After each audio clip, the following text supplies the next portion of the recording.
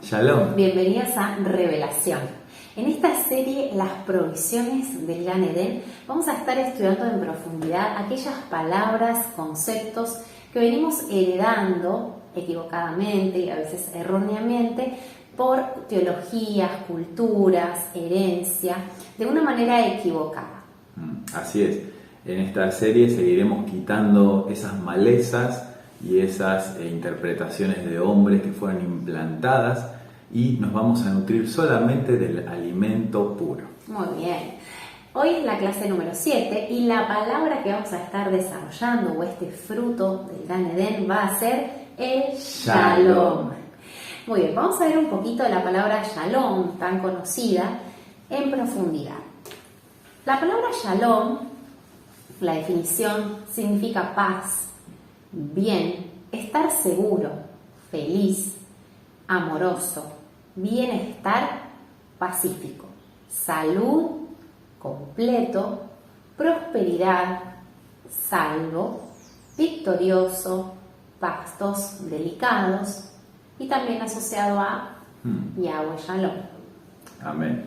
Y esta palabra Shalom viene de la raíz Shalom, que significa plenitud, completo, salud, prosperidad, hacer paz, restituir y retribución. Exacto. Qué interesante todos estos conceptos, porque uno piensa que es solamente la paz, digamos en nuestro lenguaje popularmente, y sin embargo en el hebreo tiene mucha riqueza. Fíjense que también paz significa bienestar, también significa tener salud, tener prosperidad, y todos estos elementos son propios del antiguo Medio Oriente, donde que era una persona próspera, una persona que tenía prosperidad, tenía alimento, tenía abrigo, tenía producción de tierra, y en el antiguo Medio Oriente justamente esto se consideraba tener paz, tener todo lo necesario. Por eso la importancia de que una de las definiciones del Shalom sea estos pastos delicados, ¿no? Qué importancia. El pasto representa un lugar que tiene vida y no es un desierto, ¿no? Qué importancia para las ovejas también. Sí, y si vamos a algunos pasajes, vamos a encontrar que justamente pastos delicados está dentro de la traducción de Shalom, y eso es llamativo, pero cuando lo empezamos a estudiar es Na'a Shalom. Na'a Shalom es pastos delicados, serían como pastos de descanso, pastos de paz, ¿no? Y esto significa morada, hogar, casa, habitación y pradera. Entonces vemos que los pastos delicados es una morada, un lugar, una habitación. ¿Y quién es el que siempre está en los pastos delicados? Si recordamos el pasaje de Salmo 23. Exacto. El buen pastor es el que nos guía a estos pastos delicados y nos compara como a las ovejas, ¿sí? Es decir que en estos pastos delicados Él nos hace descansar y junto a aguas de reposo nos pastorea y nos conduce y nos hace descansar. Justamente para las ovejas el pasto es como su hogar, su casa. Exacto. ¿No? Donde está seguro. Y es su provisión, en donde va a tener salud, en donde va a tener sustento y donde básicamente tiene todo. Es su espacio, es ese lugar que está destinado. Por eso estamos entendiendo que el concepto de Shalom no solamente es un estado, ¿no es cierto?, sino que también es un lugar, es una morada. Es cierto. Muy interesante porque así como las ovejas necesitan del pasto, nosotros necesitamos de Yeshua, necesitamos de este Shalom, de este Yahweh Shalom, para poder tener la provisión, para tener el alimento. Y justamente esa provisión es el Cordero mismo, es Yeshua. Exacto. Yeshua es nuestra provisión, nuestro alimento, nuestra vestidura, es nuestro sustento, nuestro abrigo, y también el sacrificio de reconciliación para con el Padre. ¿Sí? Todo esto es como la representación del Cordero, ¿no? Exacto. Sí, Yeshua es el Cordero, Él come de los pastos de arriba, que es hacer la voluntad del Padre. Es el alimento que da vida, el abrigo que reviste y es el sacrificio perfecto. Amén. Totalmente. Si tuviéramos que ir entendiendo entonces el concepto de paz, también lo encontramos como la figura misma del Mesías, como mencionabas, o por ejemplo en la representación de Melquisedec como rey de justicia, rey de paz. Y que significa rey de justicia, estaríamos asociándolo con el rey justamente representándolo como el sol. No sé si recuerdan las clases anteriores que explicábamos el Gan Eden y cada uno de los elementos de este hábitat, y la justicia, uno de los elementos que representa, era justamente el sol, ¿no? Entonces este rey de justicia que trae luz, que ilumina, pero también es un rey de paz, un rey que trae shalom, y podríamos asociar entonces a uno de los elementos del Gan Eden a este shalom, a esta paz, con el pasto, con los pastos. Es como ese lugar, por eso dice que Melquisedec era rey de justicia, rey de shalom, y en ese entonces era Salem, el lugar donde gobernaba. Exacto. Entonces este lugar justamente es donde mora la justicia y donde mora la paz. Así que vemos como Shalom, como ese lugar que tiene un rey, ¿sí? Que es Yeshua mismo, el rey de justicia y rey de paz. Perfecto. Entonces en Zacarías 8:12 dice: porque habrá simiente de paz, la vid dará su fruto y dará su producto a la tierra. Los cielos darán su rocío y haré que el remanente de este pueblo posea todo esto. Amad pues la verdad y la paz. Así es decir que este lugar vemos que tiene semillas, ¿sí? Esta simiente de paz es la que fue sembrada. Y esta simiente da fruto, ¿sí? Da el producto de la tierra. Entonces vamos a ir entendiendo a lo largo de esta clase que este ámbito o este lugar no es un lugar infructuoso o un desierto. Exacto. Sino que es un lugar lleno de vida en donde se manifiesta la paz, que entendemos también por paz, y Shalom es plenitud, lo completo. Exacto, lo completo, lo acabado. Repasemos entonces los elementos del Gan Eden, los elementos del huerto, que no solamente lo podemos entender como el lugar en donde nuestra alma tiene que morar, nuestro espíritu tiene que estar, sino también nuestro propio corazón, que tiene que ser trabajado para obtener todos estos elementos.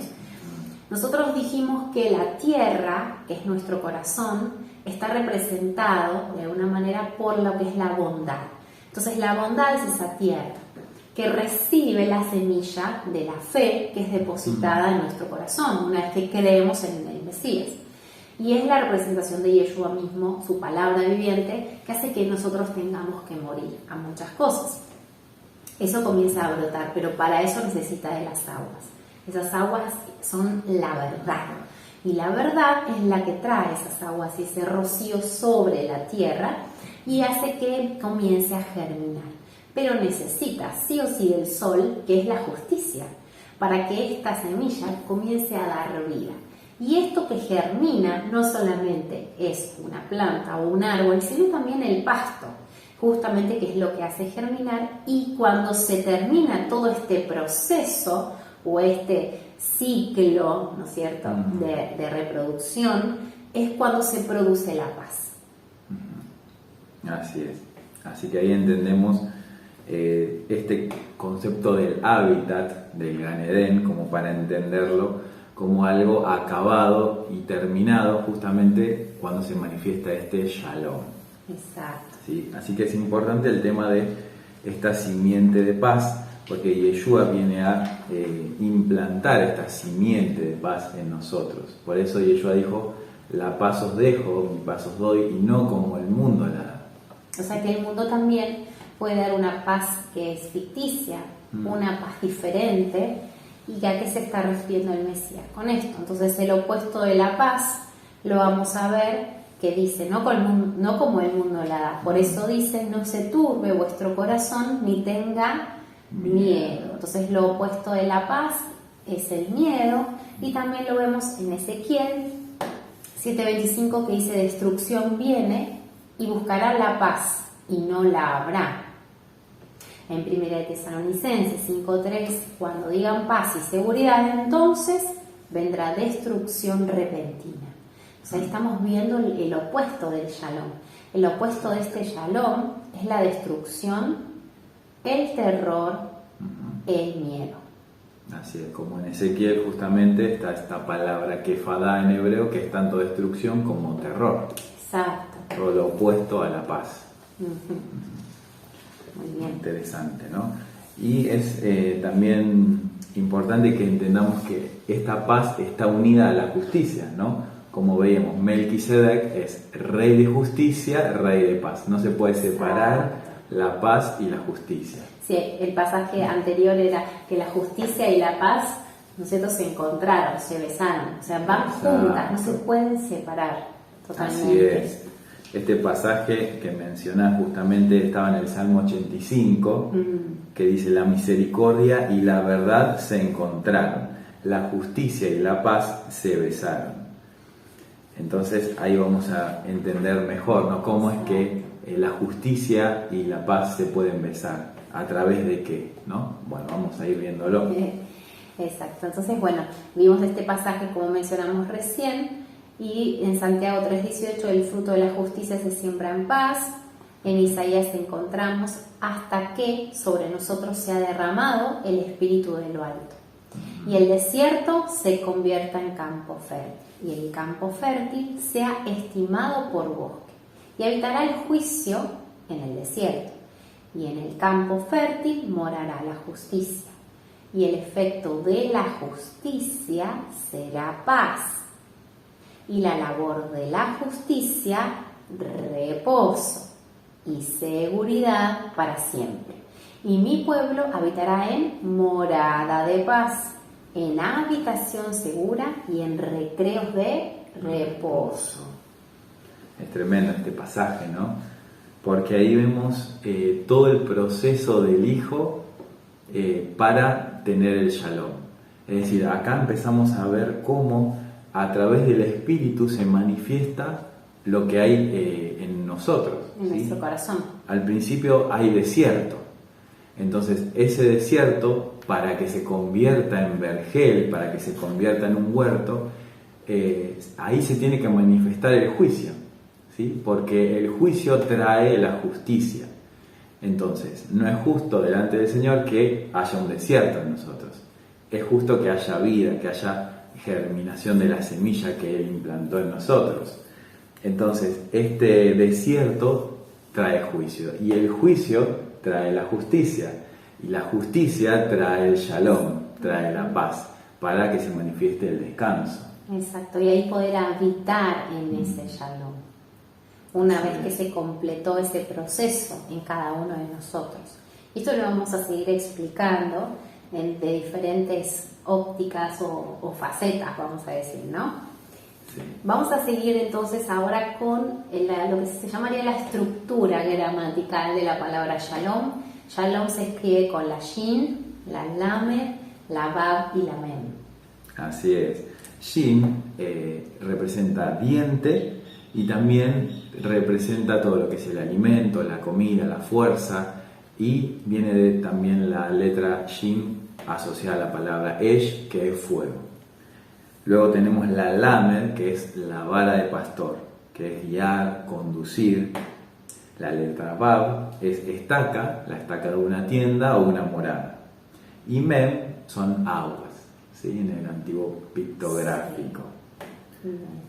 Entonces, si tuviéramos que unir estas palabras, podríamos decir que shalom es el espíritu que nos conduce a las habitaciones de las aguas de arriba, donde hay alimento. Podemos decir también que Yeshua es como ese buen pastor, que nos conduce a la seguridad de los lugares altos, a la casa de arriba donde estamos seguros, con eso Shamayim. Es hermoso porque es como en ese lugar de paz. Exacto. Es donde entramos juntamente con Yeshua y en ese shalom se manifiesta el alimento, se manifiesta el fuego del Ruach, a través del cual podemos comer del pan, a través del cual podemos comer del cordero, está la vara del pastor, en donde somos guiados a la verdad, somos guiados a esas aguas de vida. Está esas aguas justamente que son vida y son verdad para nosotros, y también está esa estaca o morada que nos da seguridad en un ambiente en donde podemos morar con Él y Él morar en nosotros. Totalmente. Entonces, esta palabra, de acuerdo a la estructura, vemos que cada letra tiene un número, y cada número en su sumatoria da justamente 7, que significa completo, que es lo que representa también el Shalom, ¿no es cierto? Que es completo. Entonces, la letra 7 representa la letra Zain, o sea, el número 7, ¿no? Y la Zain es espada.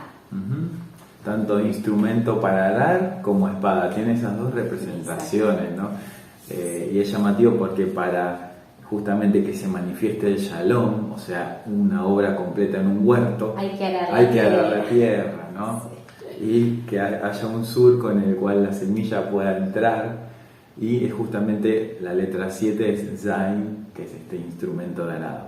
Y también espada, ¿no? Como decías, y esto es muy interesante. Exacto. Vemos varios pasajes, ¿no?, en donde se presenta la espada. O sea, vemos a Yeshua que se presenta ante Josué con una espada desenvainada, la espada que tiene el ángel en el Gan Edén para que no vuelvan a entrar otra vez. La importancia de la palabra, justamente, que se considera que es una espada de doble filo, que justamente discierne los pensamientos y las intenciones del corazón. Asociar la espada con un arma de conquista también. Para la lucha, ¿no? Para así la como guerra. El 7 está asociada a las 7 vueltas de Jericó, a través de la cual entraron justamente con Josué, a través de esa encomienda del varón con la espada desenvainada. Y por eso empezamos a entender que es a través de la conquista y la espada que se entra en el Shalom. Exacto. ¿No es cierto? O sea, no hay paz si previamente no hubo una guerra que hubo que ser librada, que hubo que ganar, donde tuvo que haber una victoria. Y una vez que se obtiene esa batalla es ganada, esa victoria es adquirida, ahí uno entra en el reposo, ¿no es cierto? El pueblo, la tierra entra en paz. Así es.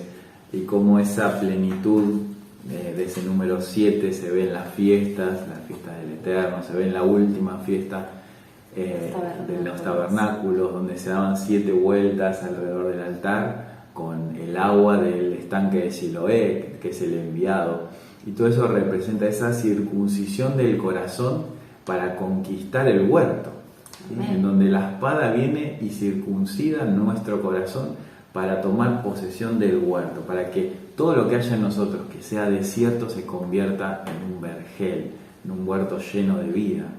Amén. Amén. Sí.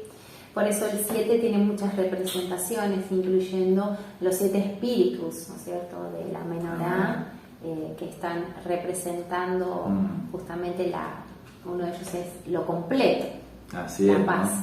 Como la menorá también representa el árbol de la vida, y justamente la muerte no puede prevalecer contra la vida, así como las tinieblas no pueden prevalecer contra la luz. Y justamente cuando analizamos lo que es la menorá desde el Señor, vemos como en Deuteronomio 28:7 dice: Yahweh derrotará a tus enemigos que se levantaren contra ti. Por un camino saldrán contra ti y por 7 caminos huirán delante de ti. Es decir, que la luz del Ruach en nosotros hace retroceder las tinieblas. Cuando estamos unidos a esa espada, a la palabra viviente del Ruach en nosotros, esa menorá focaliza sobre el enemigo y la sombra del enemigo se difumina, sí, digamos, en 7 caminos por los cuales proyecta el enemigo la sombra. Huye. Así que es tremendo lo que es la plenitud de Yeshua en nosotros. Exacto. Y si tuviéramos que decir, bueno, en qué momento aparece esta palabra, ¿no?, como de Shalom o reposo, vamos a decir, también está en Bereshit, o sea, en Génesis, donde el Padre terminó toda su obra y descansó, ¿no es cierto?, justamente cuando descansó en el 7º día. Por eso el Shabbat representa un reposo, no es solamente un día en la semana, sino también un estado en el que a través de Yeshua podemos entrar en esta completud, que somos completos en él. Amén. Por eso dice Génesis 2 del 1 al 3, fueron pues acabados los cielos y la tierra y todo el ejército de ellos. Y acabó Elohim en el día séptimo la obra que hizo, y reposó en el día séptimo de toda la obra que hizo, y bendijo Elohim al día séptimo y lo santificó, porque en él reposó de toda la obra que había hecho en la creación. Y acá es donde decíamos el falso concepto, nos adelantamos un poquito, pero el falso concepto de paz que este mundo quiere ofrecer es una paz donde es un no hacer nada, ¿no? Como están en modo lazy, de no hacer nada y quedarme, estoy tranquila, estoy en paz y cruzado de brazos. Es opuesto al diseño de la palabra de Dios, es opuesto al diseño del verdadero Shalom, porque es habiendo acabado la obra, entró en descanso. Significa que no hay paz, no hay reposo si no hubo obra previa. Si no se trabaja la tierra del corazón, si no se trabaja en lo cotidiano, si no nos esforzamos por alcanzar el premio del supremo llamamiento, ¿no es cierto?, corriendo esa carrera, conquistando las áreas de nuestro corazón, no podemos alcanzar ese shalom. Entonces un shalom es el producto, la respuesta de un proceso previo. Así es. Por eso qué importante que el Padre reposó en el día séptimo, reposó en esa obra acabada, ¿no? Y aún podemos tomar este día séptimo como el Hijo mismo, como Yeshua, en el cual el Padre puede reposar, porque en él se completó la obra. Y es interesante, ¿no? Todo lo que habla el día séptimo, el reposo, aún como en Noah, que habla de que reposó el arca, que Noah es descanso, reposo, ¿no? Todo esto, ¿no? Y cómo reposó el arca en el mes séptimo, en el 17 del mes, o sea, 10 más 7, justicia más shalom. Y todo esto en la palabra nos está hablando de que después de un juicio viene la justicia, y la justicia trae paz. Totalmente. Entonces vemos que el juicio que se había establecido en ese tiempo sobre la tierra era un juicio para limpiarla, porque estaba contaminada. Y bueno, Noah y su familia fueron elegidos por el Padre, no por casualidad se llamaba Noah, y esto es lo que se estableció, un juicio, ¿no? Ahora, ese juicio sobre la tierra trajo a la vez fruto de justicia, y lo vemos que cuando se termina el diluvio, comienza a vislumbrarse la tierra, que era visible. Esto nos hace acordar en dos momentos. El espíritu se movía sobre la faz de las aguas al comienzo, porque no había establecido la creación. Y por segunda vez, Noah envía estos pájaros en diferentes momentos para poder, se movía sobre la faz de las aguas y no encontraba tampoco descanso y reposo, hasta que logró encontrar un fruto, lo trajo a esta hoja de olivo, y ya cuando regresó esta ave ya otra vez no volvió, porque encontró reposo, encontró tierra, y ahí dijo, es el momento de poder bajar. Y ahí es donde se estableció la justicia. Entonces vemos que así como hubo un nuevo comienzo, ¿no es cierto?, el Espíritu Santo desciende también de esa misma manera. Así es, justamente sobre Yeshua, donde se ve este nuevo comienzo, esta vez en el hombre, de forma como el nuevo Adán. Justamente Yeshua, cuando sale de las aguas, así como salió la tierra de las aguas luego del juicio, viene la paloma, justamente el Ruach, a través de esta figura de paloma sobre Yeshua, manifestando que Él es el árbol de vida, manifestando que Él es la luz del mundo, esa rama de olivo que trae el fruto del olivo, que es la luz. Y justamente habla de esta nueva creación, este nuevo Adán, que viene de la nueva Adamá, esta nueva creación. Totalmente. Entonces, bueno, estábamos viendo que es importante, ¿no?, entender el descanso, ¿no? Esta palabra que en hebreo también es menujá, ¿sí? Sí. Bueno, en Deuteronomio 12 dice del 8 al 10, no haréis como todo lo que hacemos nosotros aquí ahora, cada uno en lo que le parece, porque hasta ahora no habéis entrado en el reposo y la heredad que os ha dado Yahweh vuestro Dios.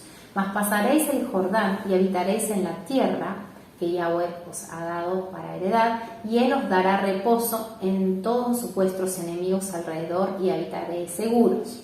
Lo que está diciendo es, tienen una heredad, tienen que poseerla, y para poseerla tienen que conquistarla, claramente. Así es, ¿no? Qué interesante, que dice, bueno, hasta ahora hicieron lo que a ustedes les parecía, pero si quieren tomar posesión de la herencia, bueno, vamos a tomar las armas, vamos a ir a conquistar el territorio, de acuerdo a lo que ya el Padre estableció, y caminar en esas obras acabadas, que Él ya preparó de antemano para que nosotros pudiéramos andar en este mundo. Que es como dijimos, no es lo mismo caminar en el desierto que caminar en la tierra por conquistar, ¿no es cierto? Así podemos es. vivir toda la vida en el desierto teniendo el maná, teniendo el sustento básico, pero no siendo herederos. O podemos decir, quiero conquistar y quiero heredar lo que Dios ya me prometió, y para eso obviamente hay que trabajar.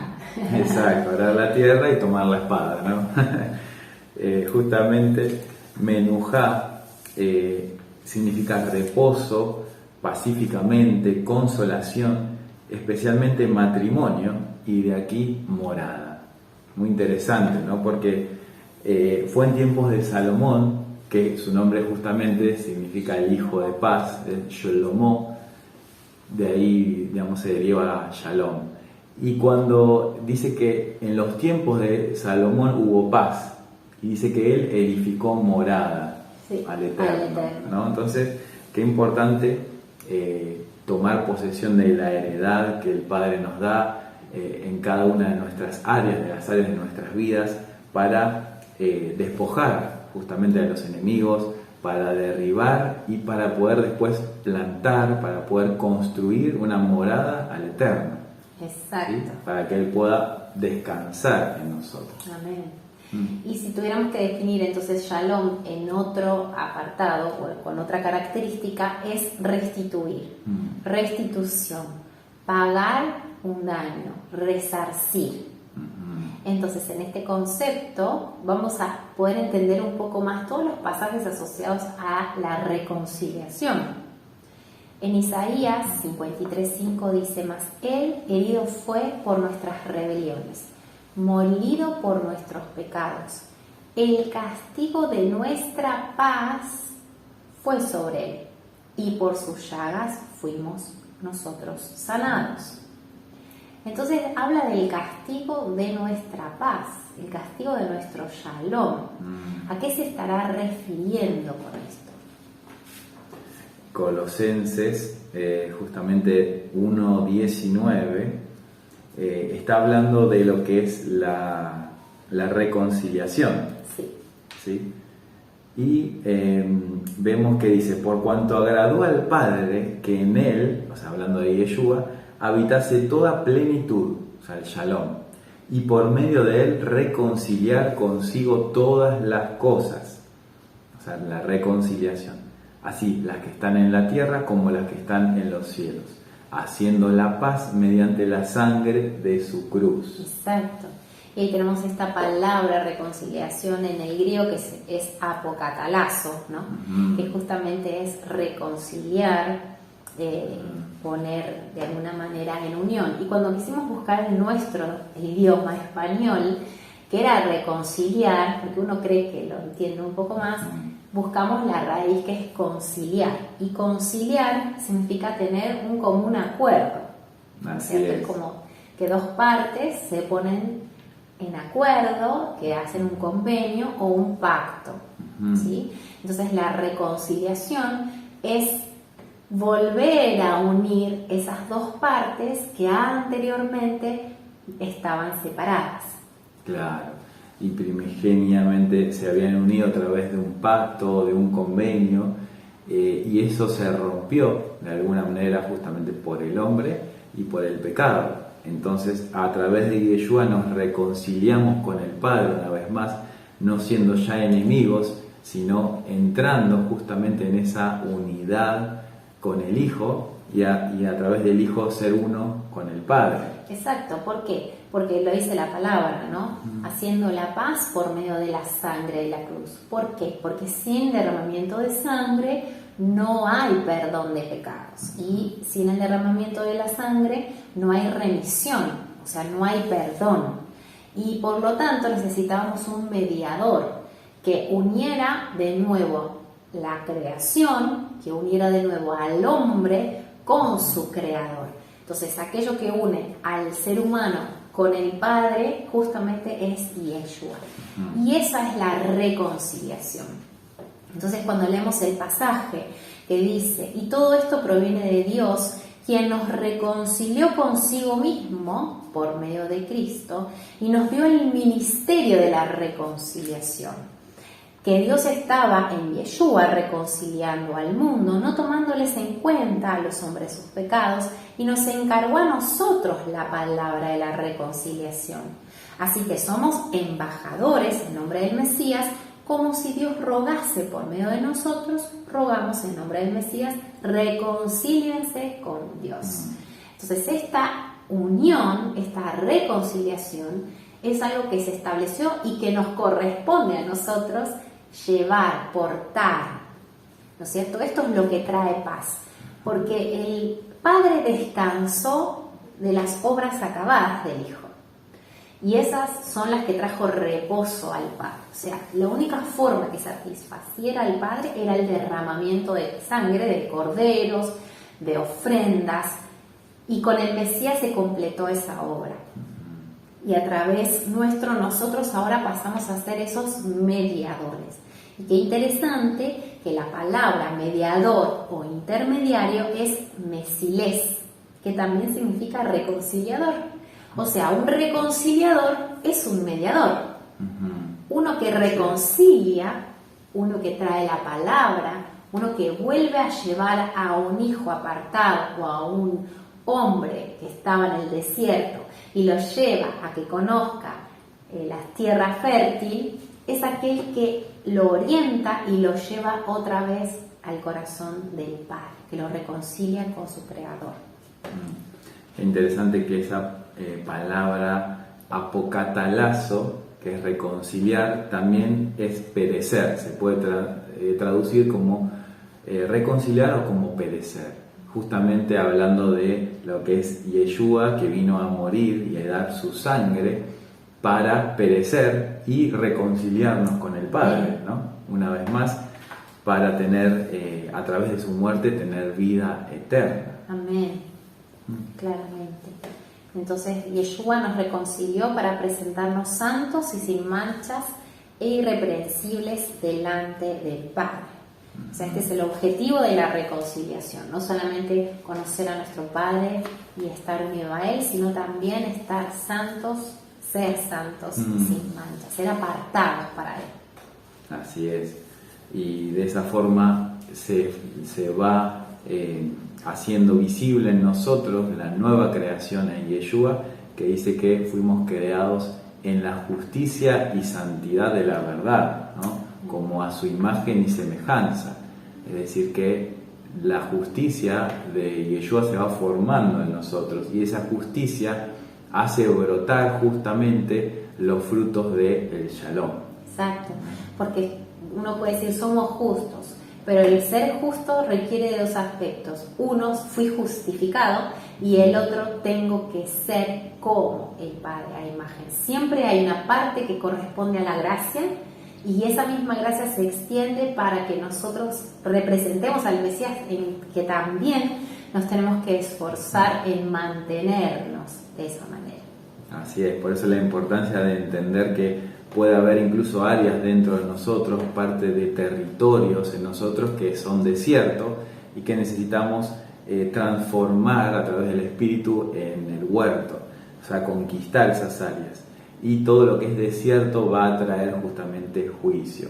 El juicio trae a la luz la justicia, y la justicia se manifiesta en el Shalom. Exacto, en frutos que dan paz. Amén. Perfecto. Así que tenemos varios pasajes justamente que nos hablan de que fuimos reconciliados con el Padre y el pacto se renueva a través de Yeshua. Y ese es un pacto de paz, sí. ¿no? Como se hizo desde el principio.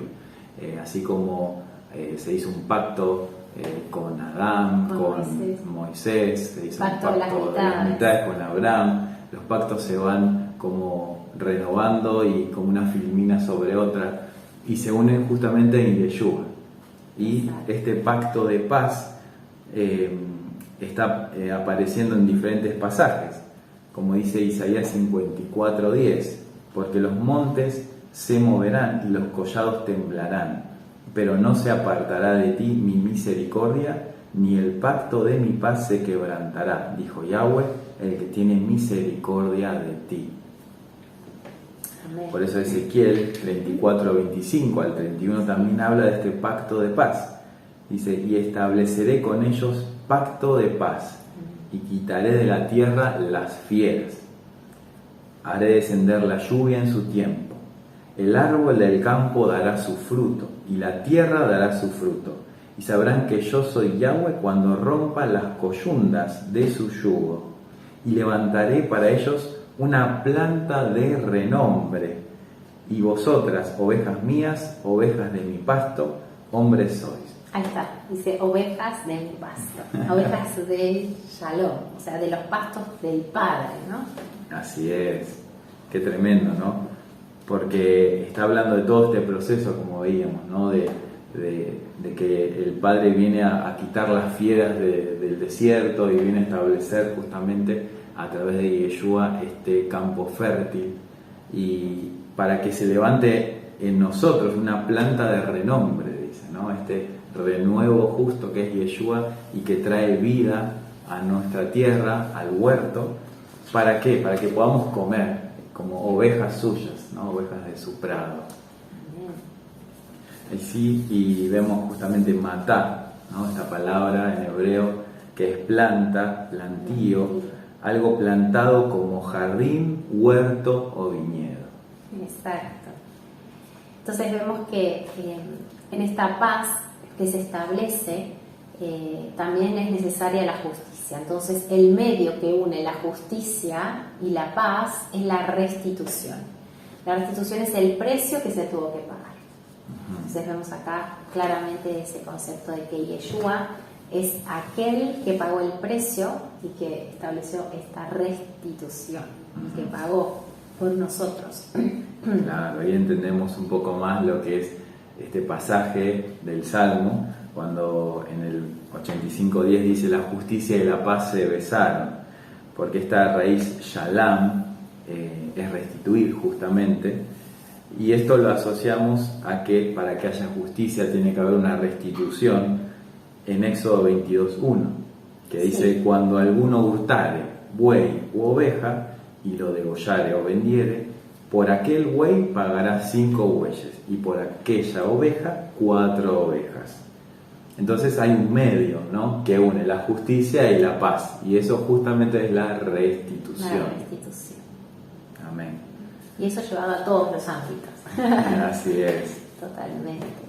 Entonces, bueno, vamos a ir un poquito ahora a citar algunos pasajes para no leerlos y extendernos mucho, de los distintos elementos y también símbolos que están en las escrituras que nos hablan de Shalom.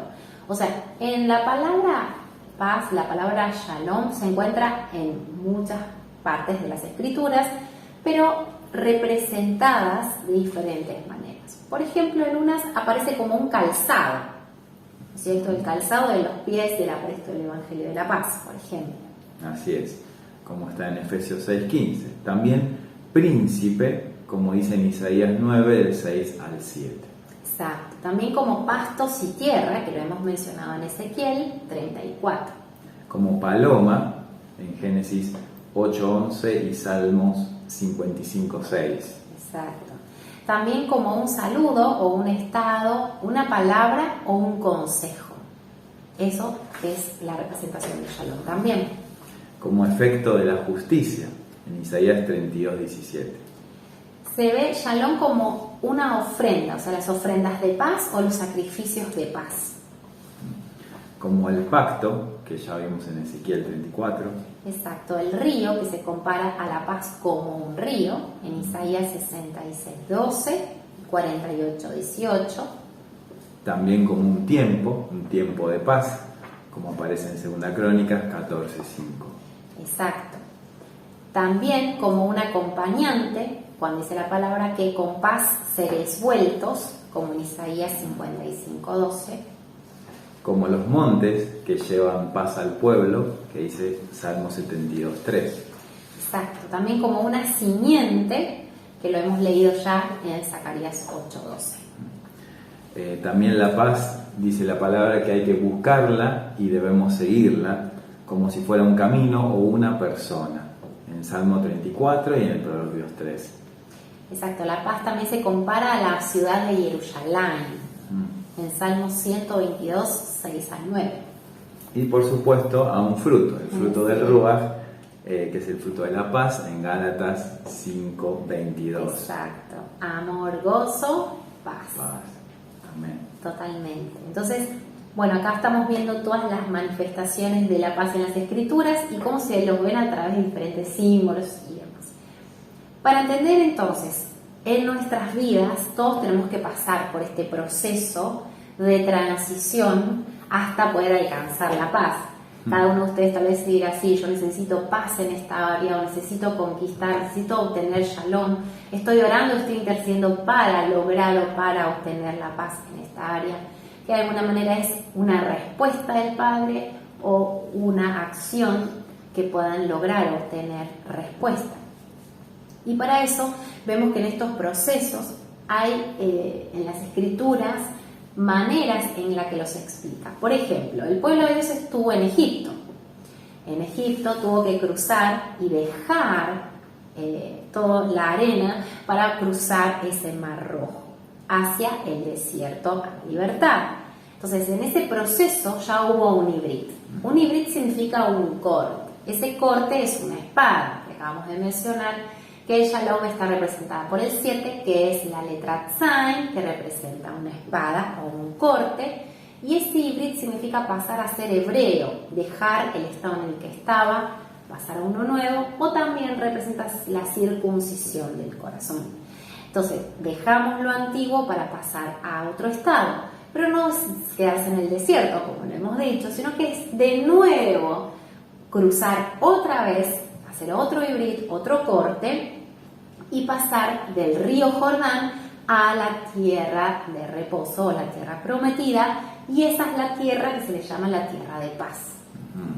Es cierto, ¿no? Cómo podemos entender con estos pasajes que muchas veces la falsa paz es decir, bueno, ya el Señor me perdonó de mis pecados, ya salí de Egipto, ahora tengo paz, ahora estoy tranquilo.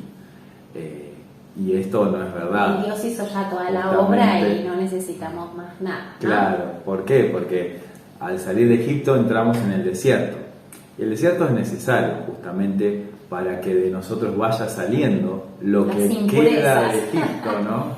Todas las impurezas, todas aquellas iniquidades que venimos heredando. Y en ese proceso del desierto justamente veíamos que el desierto era necesario porque ahí se manifiesta el juicio. ¿Sí? Y sin juicio no hay justicia. Entonces, después del desierto, justamente cuando decimos sí, somos salvos, pero me doy cuenta que necesito más, necesito conquistar áreas de mi vida, necesitamos justamente otro híbrido, otro cruce. Cruzar el mar, el río Jordán. Justamente el río Jordán, con Josué. No solamente con Moisés, salimos que también representa a Yeshua como la palabra viviente, sino también como Yeshua conquistador, que viene con la espada desenvainada a pelear justamente con nosotros esta buena batalla de la fe. Exacto. Para entrar a esta tierra prometida. ¿Y cómo sabemos que Yeshua está de acuerdo con esto? Porque él mismo lo mencionó. En Mateo 10:34 dice, no penséis que he venido a traer paz a la tierra.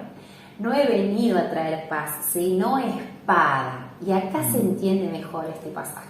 Entonces, he venido a traer un corte, he venido a que aprendas a dejar cosas del pasado, que empieces a transicionar por diferentes estadios y procesos que son necesarios para poder producir fruto. Y justamente la espada nos habla de batallar, nos habla de entrar en una guerra contra nosotros mismos, contra la vieja naturaleza. Guerra de cimientos, ¿no? Así es, para desarraigar toda esa vieja simiente en nosotros y derribar toda estructura que se levanta en contra del conocimiento de la verdad. Totalmente. Entonces, en este proceso vemos que es fundamental entender que para alcanzar la paz tenemos que arar nuestra tierra, tenemos que usar esta espada, tenemos que trabajar este elemento de arar. Por eso decimos siempre, cuando hablamos del Gan Eden, recordemos, cuando Yeshua resucitó, se presentó por primera vez ante las mujeres como si hubiera sido un hortelano, un jardinero. Entonces Él es nuestro jardinero, que está trabajando en nuestra tierra. Así es. Y qué interesante cómo se asocia la espada con los pies. Justamente cuando se presenta este varón con la espada desenvainada frente a Josué, le dice: quita el calzado de tus pies porque el lugar donde estás es Kadosh, es santo. Entonces justamente la guerra, la espada y el conquistar hace que nuestro territorio se convierta en un territorio de paz y nuestros pies puedan estar sobre los montes anunciando la paz, ¿no? Qué hermosos son los pies de los que anuncian la paz. Y ahí se entiende también mejor estos pasajes, ¿no? Cómo predicaron si no fueron enviados, cómo está escrito, cuán hermosos son los pies que anuncian la paz de los que anuncian buenas nuevas, dice la palabra. Así es, y Yeshua justamente habló acerca de los pies y de cómo está asociado a la predicación de este Evangelio de la paz, ¿no? En Mateo 10, del 11 al 15, está hablando y dice: y si la casa fuere digna, vuestra paz vendrá sobre ella, mas si no fuere digna, vuestra paz se volverá a vosotros, y sacudir el polvo de vuestros pies.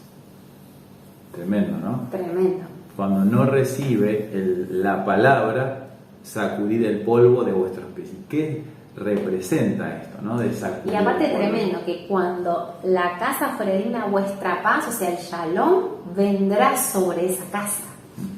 ¿No es cierto? Pero si no, la casa, si no, de otra manera, se volverá a nosotros de nuevo. O sea, esa paz no la volvemos a llevar nosotros. Porque esa tierra no estuvo apta para recibir, ¿no es cierto?, esto nuevo, claro, y no poder entrar en el permitió reposo. ser arada, no quiso el arado, no quiso la espada para penetrar la tierra. Y no quiso la reconciliación. Así es. De alguna manera no se estableció pacto. No se estableció una unión entre dos partes, entre el Padre y el hombre. Entonces, por lo tanto, vemos que los pies que anuncian la paz se representa con el calzado, ¿no es cierto? Por eso calzados con el apresto del Evangelio de la paz. Sacudir el polvo de los pies en realidad representa que el Evangelio no fue recibido en esa tierra, que ese Evangelio no fue recibido en esa casa. Toda semilla que cae en tierra da fruto y eso concibe paz. La tierra que no recibe la semilla produce esterilidad. Si produce esterilidad es el polvo justamente de los pies, porque no hay polvo de tierra cuando la tierra está húmeda y cuando hay pasto y cuando es fructífera. Por eso hay sacudir el polvo de los pies, justamente eso. Exacto, es como que se da testimonio de que esa tierra no recibió las aguas, no quiso ser arada, no quiso recibir la semilla, no se quiso exponer a la luz del sol de justicia. No se quiso esforzar para conquistar y poseer. Entonces, claro, queda una tierra estéril, ¿sí? Esa tierra estéril es la que produce espinos y cardos y está llena de polvo, justamente. Exacto. Entonces, Hebreos 4 nos está hablando de poder entrar en el reposo, poder entrar en ese shalom, y si nos dice de poder entrar es porque hay que hacer algo, no es que entramos directamente cuando somos salvos. Exacto, pues dice teman pues, no sea que temamos pues, no sea que permaneciendo aún en la promesa de entrar en su reposo, alguno de vosotros parezca no haberla alcanzado. porque también a nosotros se nos ha anunciado la buena nueva como a ellos, pero no les aprovechó el oír la palabra, por no ir acompañada de fe en los que la oyeron.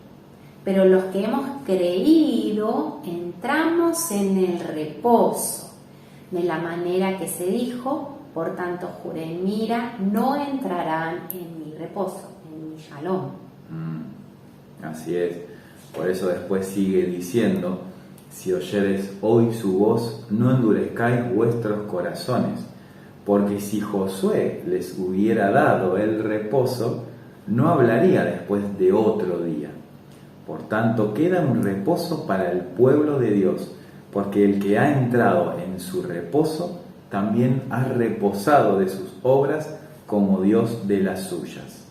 Procuremos, esta palabra es importante, procuremos y esforcémonos, pues, por entrar en aquel reposo, para que ninguno caiga en semejante ejemplo de desobediencia. Porque la palabra de Dios es viva y eficaz y más cortante que toda espada de 2 filos, y penetra hasta partir el alma y el espíritu, las coyunturas y los tuétanos, y discierne los pensamientos y las intenciones del corazón. Ahora tiene sentido, porque todos decíamos este pasaje que tiene que ver la espada con todo lo que está hablando del reposo anteriormente. Así es. Ahora lo podemos entender, el contexto en el que se soltó esta escritura. Acá dice, porque el que ha entrado en su reposo también ha reposado de sus obras. ¿A qué se está refiriendo? Así es, justamente, entrar en el reposo es después de haber arado la tierra, después de haber conquistado el territorio, después de haber dado fruto y después de tener la abundancia del shalom. Ahí viene el reposo. Así como el Eterno hizo toda la creación y en el 7º día descansó, hizo toda la obra y después descansó. Así también nosotros somos llamados a hacer toda la obra en nuestro huerto para después poder entrar en ese reposo. ¿No? Así poder entrar en el reposo como el Eterno ha entrado en el reposo y descansó de sus obras. Totalmente. Entonces el día para entrar en este reposo, ¿cuándo es? Es hoy.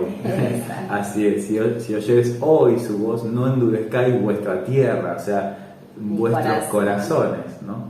Exacto. Entonces creemos en esta obra acabada del Hijo y vamos en pos de aquel que tiene la espada desenvainada para tomar posesión de la heredad. Amén. Y así como dice en Números 6, 23 al 26, Yahweh te bendiga y te guarde. Yahweh haga resplandecer su rostro sobre ti. Tenga de ti misericordia. Yahweh alce sobre ti su rostro y ponga en ti shalom.